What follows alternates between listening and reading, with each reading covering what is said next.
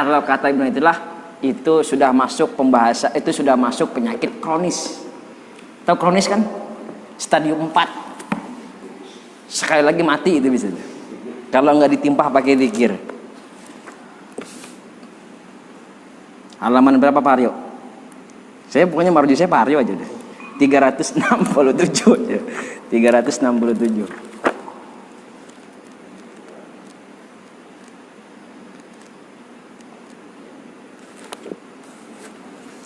Tamakkunu halawatil hawa minal qalbi huwa da al-'adhal atau al-'idhal. Berkedudukannya manisnya hawa nafsu dalam hati Bapak huwa da al-'adhal, itu penyakit yang kronis kata Ibnu Athaillah. Qultu halawatul hawa ala qismaini. Manisnya hawa nafsu yang bercokol di hati Bapak itu ada dua. Satu hawa nafsu, dua hawa qalbi, hawa hati. Fa hawa nafsi yarji'u li syahwatiha al-jismaniyah ka halawatil ma'akil wal masyarib wal malabis. Saya menyadari betul memang waktunya terbatas. Ini ilmu terlalu luas kita bahas. Yang penting-penting inti-intinya aja Pak ya. Ya Quran seperti ini masalahnya. Saya berusaha setiap sirah nabawiyah ada hikmah yang bisa kita petik gitu aja. Kalau kemarin salah satunya guru Pak, cari guru, carilah gurumu dalam sujud istikharahmu. Jangan sampai Bapak nanya ke salah orang. Dukun Bapak tanya. Ya bukan jikiran yang Bapak dikasih, tapi dikasih apa? Bukan tenang, dendam sama orang jatuhnya nanti. Kahalawatil ma'akil, hawa nafsu itu seperti Bapak makan terlalu banyak, begak. Wasyurb wal malabis, dan minum-minuman dan pakaian pengen yang bagus indah. Bukan berarti Bapak ini bermegah-megahan maksud. Wal marokib, dan kendaraan. Sudah ada legenda pengen NMAX, ngutang lagi. Saya banget itu. Sudah ada motor Mio pengen Avanza. Avanza udah ada pengen Innova. Innova udah ada pengen Fortuner. Fortuner udah ada pengen Velfire. Velfire udah ada pengen Lamborghini. Lamborghini udah ada pengen, udah begitu terus. Wal marokib, itu namanya hawa nafsu. Nafsu nih, hawa nafas jiwa kita nih. Nih badan kita nih, ini kulit kita, daging kita pengen ini nih. Makan yang enak-enak, giliran di rumah orang ada apa-apa, ngedumel orang pukul lagu. Lah kagak dikasih belanja. Gitu. Begitu terus tuh. Nggak punya rokok rungsing. Begitu terus. Tuh, tawa ngerasakan dia. Ngelinting makanya murahan. Mahal sekarang rokok. Wal manakih, dan kawin melulu. Masuk pembahasan ini. Ini bukan berarti membatasi 1, 2, 3, 4, bukan. Kawin melulu. Bapak 1, 2, 3, 4 karena nafsu apa karena ibadah? Ini ngomong tasawuf bukan ngomong fikih. Sihirnya iblis dalam surah Al-Baqarah tentang sihir yang difitnah Nabi Sulaiman ahli sihir itu apa? Itu memisahkan bapak dengan istri bapak, cerai maksudnya. Dibuat sedemikian, maka wajar kalau istri lebih tua daripada mukanya, lebih jelek daripada lebih tua maksudnya. Umurnya lebih muda daripada bapak, tapi dibuat sedemikian rupa sama setan iblis. Dan bapak kemudian mencari yang lain, nikah dengan dalil apa? Kan boleh dalam Islam. Bohong. Dalam tasawuf ilmu ini nggak berlaku, itu alasan bapak. Karena nikahnya cuma kepengen.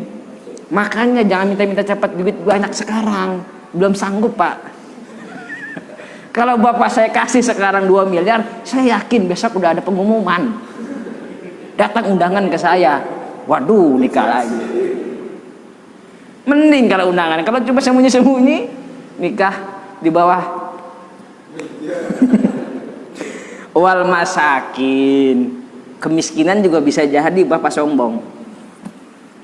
Bukan cuma orang kaya yang sombong bapak miskin ya. Kalau orang kaya masih mending. Ini miskin sombongin apaan Pak Joko? Tapi ini ada pembahasan dan miskin juga. Gua kan tasawuf banget. Pak Haryon. Wah pokoknya biar bapak dibilang alim tasawuf. Ya blow on. Enggak gitu juga kali malih. Itu maksudnya. Ya memang nanti di pembahasan awal ada, kalau bapak bertasawuf kemudian bapak mau bermegah-megahan dunia, itu tasawuf yang berbohong-bohongan. Tapi kalau kemudian bapak menghilangkan semua itu karena Allah Ta'ala, itu tasawuf yang benar. Pembukaan kitab ini. Makanya saya mau saya Pak Harjo, udah tamat belum nih bukunya? Saya udah pesan kitabnya diapalin tuh kalau perlu. Minimal udah dibaca. Kayak gitu aja. Jadi bukan cuma orang kaya yang bisa sombong, orang miskin juga bapak bisa sombong nantinya. Ya dia mau kaya kan begitu, sombong bener lah. Saya mah miskin juga, alhamdulillah zikir masih jalan terus, ibadah lancar. Ya elah, sama kayak kita rakyat dengan pemimpin. Padahal pemimpin itu dalam hadis Bulughul Maram masuk dalam imamun adil, orang pemimpin yang adil itu di dalam naungannya Allah. Dia jarang ke masjid karena memang ngurusin rakyat. Kalau ada di Indonesia, kalau ada, lebih mulia daripada bapak yang ke masjid dulu. Itu maksudnya. Kalau ada imamun adilun. Tak begitu maksudnya. Lah kita dia mau dolim banget pokoknya, dia sama rakyat pokoknya paling mulia, ke masjid dulu sana zikir. Belum tentu. Sama, bapak juga orang miskin bisa jadi sombong bapak. Ngelewain orang kaya melulu, padahal mah hasad dalam hati bapak. Kan gitu. Ngiri, tahu ngiri? Wahawal qalbi, dan hawa nafsu yang ada di hati bapak. Yang tadi kan bapak bermegah-megahan pakaian, ya kan? Ya kan? Pokoknya mobil bapak paling mentereng di antara yang lain. Kalau masuk ke mall, bapak minder. Rasanya yang lain mobil bagus semua, saya jelek amat ya. Bapak minder, ini bercanda gitu. Nah inilah kalau hawa nafsu dari jiwa hati bapak, badan. Wahawal qalbi huwa syahwatuhal ma'nawiyah. Nih, dan hawa nafsu dalam hati bapak ini bisa jadi menghalangi bapak untuk usul kepada Allah. Dikir-dikir bapak orang nyampe, ras hati ini yang paling penting. Kalau tadi masih bisa, ya bapak memang belajar dari Imam Hanafi, jadi ulama yang mentereng pakaiannya bukan untuk apa Pak, bermegah untuk menunjukkan bahwa Islam ini kuat. Itu Imam Hanafi misalnya. Makanya dia kalau ada santrinya ikut ngaji, ada ketahuan santrinya miskin, langsung buru-buru tuh, jangan pulang dulu. Begitu mau balik, ambil tuh duit di karpet, beli baju sono. Imam Hanafi. Ntar bapak masih begitu, ambil di belakang tuh, minta sama bapak. Itu Imam Hanafi. Jadi dia memberi amplop kepada santri maksudnya. Ya itu susah lah. Itu memang udah sekelas, keilmuannya tinggi, tapi dia juga saudagar, dan dia adalah masuk dalam imam 4 madhab. Dahsyat Imam Hanafi, dan dia ahli tasawuf. Kahubbil jah, seperti cinta jabatan. Janganlah, Nabi pernah bilang kayak gini, berapa banyak yang amal dunia tapi dia menjadi amal akhirat. Kelihatannya amal dunia tapi amal akhirat. Tapi berapa banyak yang amal akhirat tapi berimbas kepada amal, nggak ada artinya. Ngurusin masjid ini akhirat apa dunia? Dunia apa akhirat? Belum tentu. Bisa jadi ini bapak cuma dunia, nggak dihitung sama Allah. Lah gontok-gontokan, aku paling keren nih gitu ya, kan gitu. Ya ini untuk pengurus Pak Gun dan lain-lain, mudah-mudahan semua jadi nilai pahala. Cuma perhatikan jangan sampai ada rebut-rebutan jabatan. Besok pemilihan ketua DKM pakai poster yang gede dan lain-lain. Cukup sepakat bersama, ngajak barang-barang yang penting isinya, kecuali bapak milih lurah, RT, bantaran RT gitu ya. Jadi jangan amal dunia akhirat kita ini bisa jadi Allah catat amal dunia, amal akhirat ini bisa jadi Allah catat amal dunia. Wariyasah, dan cinta akan kepemimpinan, maksudnya pengen jadi pemimpin baik. Pokoknya kalau besok saya kagak nyalonin anggota DPR, DPRD, atau nyalon di mana Pak? Lurah gitu ya. Kalah, stres, itu ada penyakit kronis dalam hati bapak. Kalau bapak milih ikut pemilihan, kemudian bapak kecewa, marah, ngambek karena sudah 100 juta habis modalnya buat jadi pemilihan ketua DKM Tauhid pakai nyogok 100 juta serangan pajar. Habis itu bapak ngambek, kronis di hati bapak itu. Tapi jangan khawatir, semua bisa diobatin nanti. Setiap penyakit ada obatnya. Sakit mah obatnya apa? Roma. Penyakit hati juga ada. Nanti kita ajarin. Nanti ada di kitab ini. Wal aiz, dan sedemen, gua pokoknya mulia banget lah, pengen dipuji. Sudahlah dipuji, gua jadi orang kaya. Pokoknya kalau nggak dihormatin cimulak balik orang mau gua punya. Naik haji aja ibadah, kalau nggak dipanggil haji orang nengok. Ustad juga bama. Pak Ibnu nggak mau nengok saya. Ustad baru bisa nengok. Ajis gue mah. Ya, gue bodoh amat. Lu panggil gue apa kayak gitu ya. Wal madah, dan dipuji-puji sama. Kau pengen kebangga, oh pokoknya gue keren lah, pokoknya gue di antara bapak nih saya paling, bapak nggak ada bapaknya. Itu begitu baik urusannya. Itu berat pak, penyakit kayak gini selalu ada. Makanya di zikir itu diadarin di antara kepala 3 orang atau berapa orang nih? 300 orang ya.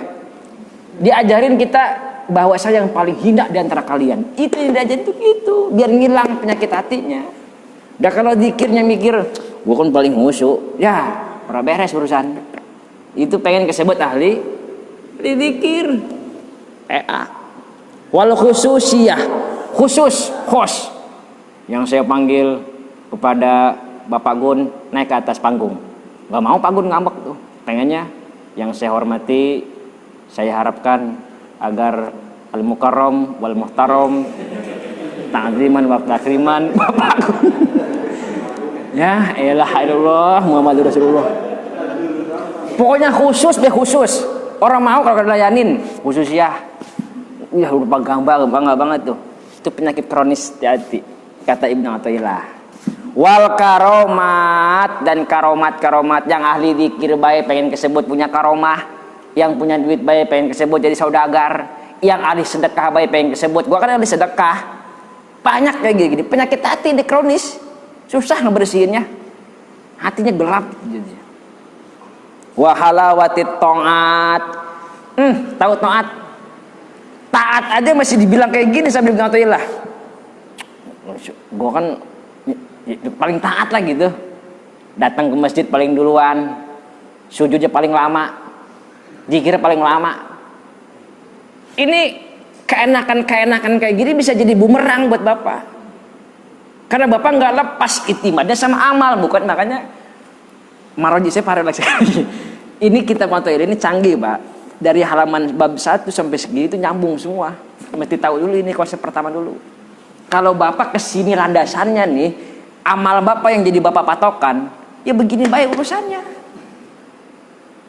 Jadi bapak berpatokan kepada amal bapak. Gua kan paling taat, padahal mah di mata Allah nggak ada apa-apa.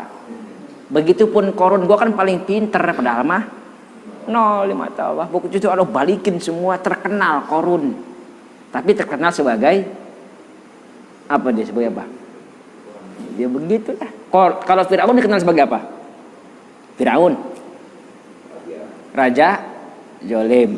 Namrud raja paling zolim sedunia, sampai dunia dan akhirat nggak ada yang nyalahin tuh Namrud. Siapa lagi? Sulaiman sebagai nabi Sulaiman terkaya, nggak apa-apa deh, terserah bapak deh. Nabi Musa dikenal sebagai apa? Nabi Musa nabi kuat, nggak apa-apa. Apalagi yang itu menjadi konotasinya siapa ya? Terus Nabi Muhammad sebagai apa? Khotamin Nabiyyin. Nabi malaikat Jibril sebagai apa? Pembawa wahyu. Israel Munkar Nakir. Pak Haryo dikenal sebagai apa? Pak Haryo. Nah, Pak Agun sebagai apa? Ya saya tanya ke DKM doang udah gitu. Ini yang melekat ini juga hati-hati. Di sini dibilang kayak begitu. Saya penceramah, saya mah ahli zikir, ahli tarekat. Aduh, untung saya masih kerja, jadi ada penyeimbang buat saya. Kalau saya jadi karyawan, ini enak kayak gitu. Wa halawati ta'at al-hisyah kama qamil ibadi. Itu. Dan ada ketaatan rasa gua ini orang paling uban. Apa? Ya. Kenapa sih gua miskin begini? Karena gua zuhud aja. Paham gak maksudnya? Karena gua zuhud aja nggak mau kaya, gua nanti jadi beban. Padahal memang gablek duit. Tapi hati-hati Pak, ini tuh setan tuh di sini selalu di persimpang jalan, selalu ada iblis untuk menggoda Bapak. Lagi enak-enak zikir, tiba-tiba ada gangguan. Wah, deh gua sakti. Wahalawah ilmil huruf war rusum, dan ada gangguan hati, ada kenikmatan dalam hati Bapak yang itu adalah gangguan. Gua ini paling berilmu. Huruf-huruf gua tahu, rusum, semua ilmu-ilmu gua tahu. Cerdas gua kan. Itu selalu Pak. Ini yang kayak gini aja, gangguannya kayak begini. Nah inilah salah satu penyakit hati. Tapi insya Allah semua ada obatnya. Apa obatnya? Fa'amma ilajuha wa nafsi fa'amruhu qaribun yumkin ilajuhu bil firar min awtani dzalika wa zudi wa suhbatil akhyar. Kalau Bapak terlalu senang ngumpulin ngoleksi motor, mobil, pakaian dan lain sebagainya, penyakit hawa nafsu, obatnya sering kumpul sama orang-orang soleh. Tuh. Wa amma ilajuha wal qalbi, saya cepetin. Tapi kalau ngobatin penyakit hati, idza tamakkana fa huwa su'bun. Susah. Ini kalau Bapak nih jadi orang kaya sombong. Sekali-kali Bapak gaul sama orang-orang di pedalaman yang memang nggak pinter IT seperti Bapak. Ntar Bapak, ya juga. Tapi ternyata dia punya kelebihan lain. Bapak akan kendor tuh. Maka Nabi itu senang bergaul sama orang-orang miskin tuh begitu. Sama. Kalau Bapak gaulin sama orang mentereng dulu ya begitu. Ngelihat orang ada tamu, ya dia siapa sih? Orang diendahin sama Bapak. Punya saudara yang memang kurang beruntung nasib dunianya, Bapak rendahin sama Bapak. Itu penyakit hati Pak. Hati-hati. Makan sekali-kali bergaul sama orang susah. Alhamdulillah sih kita susah semua ya. Justru saya pengen gaul sama orang kaya sekarang. Guyon Pak, guyon. Ya, tapi kalau Bapak penyakit hati susah. Wa huwa da'al 'adal alladhi 'adala al-atibba. Penyakit kronis. Kalau kata dokter ya Pak, ini mah udah 90% nyawanya Pak. Agak berat Pak. 10% lagi mati secara medis. Ibaratnya begitu. Dokter susah ngobatin. Nah makanya dipandu. Ai a'jazahum wa habbasahum an ilaji fala yazida illa tamakunan. Gampang. Satu, banyak zikir. Udah gitu doang. Jangan lepas dari zikir. Memang di pertama-tama, di awal-awal zikir itu Bapak akan merasa gue begini. Tapi kelama-lamaan istiqomah itu akan dengan seiring waktu. Jangan dihitung waktu, setahun belum ada apa-apanya, 2 tahun belum ada apa-apanya. Jangan dihitung waktu, biar mengalir aja. Kadang-kadang kasyafnya Allah datang dengan sendirinya. Allah yang ngasih hidayah kok. Innaka la tahdi man ahbabta. Dan semua hidayah Allah itu tergantung lewat mana. Ada yang taubatnya, Bapak dulu beragajulan, pengen taubat. Wah, akhirnya nyari tempat buat taubat, ngebersihin makam misalnya, taubat, dapat di situ. Lillahi. Ada orang yang memang punya kemampuan buat membaca, dia baca buku diskusi, terus sampai dia jadi alim, kasyaf dapat. Tergantung dari mana. Dan kita yang awam kayak gini cukup lakukan yang wajib, tambahin yang nawafil. Jangan nawafilnya diperkuat, wirid dan zikir diperkuat, tapi yang wajib-wajib lepas. Itu ittibaul hawa tetap. Perbaiki dulu yang wajib-wajibnya. Sholatnya mendingan dikit. Yang tadinya buru-buru 5 menit ora, sekarang 10 menit. Jangan kepanjangan, 5 menit. Besok sendirian 10 menit. Terus begitu Bapak rutinin. Tahajudnya yang tadinya cuma 1 rakaat, sekarang ditambahin 2 rakaat.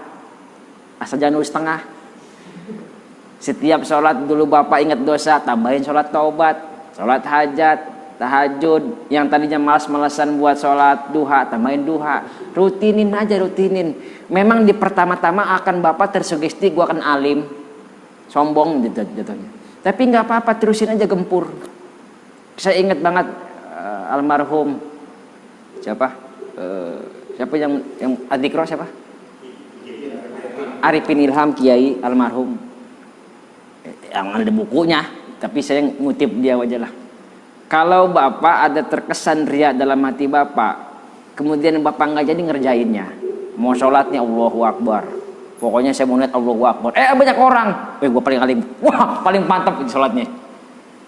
Tapi gara-gara bapak ada riya, bapak tinggalin itu semua, itu riya namanya. Paham nggak? Hati bapak terbesit riya, nggak jadi ngelakuin itu karena takut riya, itu riya namanya. Walaupun bapak sholat sambil ada riya, terus aja dulu. Tadi gitu maksudnya, tadi itu maksud itu.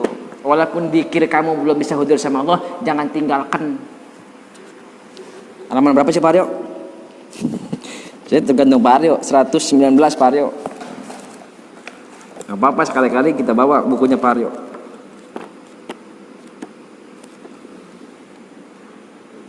(169). Ini terakhir, penutup.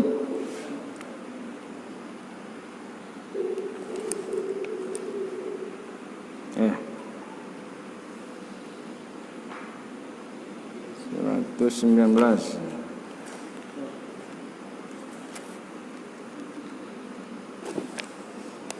Penutup. Supaya kita nggak jadi korun, Pak. La tatruki dzikra li'adami huduri qalbika ma'allah. Jangan kamu tinggalkan zikir meski kamu belum bisa hudur hatimu kepada Allah. Li'anna ghaflataka an wujudi dzikrihi asyad min ghaflatika fi wujudi dzikrihi. Karena kelalaian hati kamu untuk menghadirkan Allah dalam zikir kamu itu lebih berat daripada kamu tidak zikir sama sekali, maksudnya gitu. Fa'asa yarfa'aka min dzikri ma'a wujudi ghaflatika ila dzikri ma'a wujudi yaqdhah. Semoga zikir kamu itu yang belum khusyuk, yang masih kemana-mana, yang masih ghaflah, itu bisa mengantarkan kamu Allah tinggikan derajatnya seiring nanti kamu bisa khusyuk. Ya ayyuhalladzina amanu dzkurullaha dzikran katsira. Wahai ke orang-orang yang beriman, perbanyak zikir. Baca buku, zikir. Baca Al-Quran, zikir. Sholat, zikir. Ngeladenin bocah, anak, bini, niat ibadah, zikir. Zikir tidak mesti subhanallah di masjid seharian penuh. Kalau Umar masih ada, digeplak kepala bapak. Sayang Umar nggak ada. Targetin aja. La ilaha illallah ke, sholawat ke, selesai berapa menit pulang. Waktunya Bu, jangan habisin itu semua. Kalau ada Umar, bapak dikemplang masalahnya. Dah gitu maksudnya. Ada waktu kita untuk memperbaiki hati dan diri. Memperbaiki diri kita yang rusak ini, terbawa nafsu, banyak-banyak bergaul sama orang soleh. Jangan kebanyakan sama orang salah. Memperbaiki hati bapak, gini caranya dengan zikir.